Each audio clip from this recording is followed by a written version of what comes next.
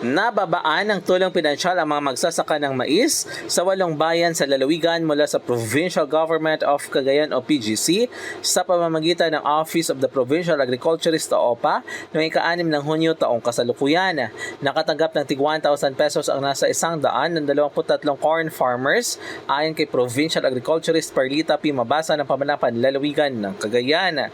Partikular ang mga magsasaka na naapektuhan ng mga nagdaang bagyo at baha ang nabigyan ng tulong mula sa mga bayan ng Santo Niño, Piat, Rizal, Alcala, Gataran, Bagao at Tuaw, Cagayan. Kaugnay rito, nitong mga nakalipas na araw ngayong buwan ay nagsagawa rin ng kaparehong distribusyon ng OPA sa iba pang mga bayan sa probinsya. Samantala, ang tuloy-tuloy na paghatid ng tulong pinansyal ng PGC sa sektor ng magsasaka ay sa kagustuhan ni Governor Manuel N. Mamba na matulungan ang mga biktima ng anumang kalamidad sa Cagayan. Mula dito sa Cagayan, MG de la Cruz para sa Radyo Alternatibo, Balita Nationwide.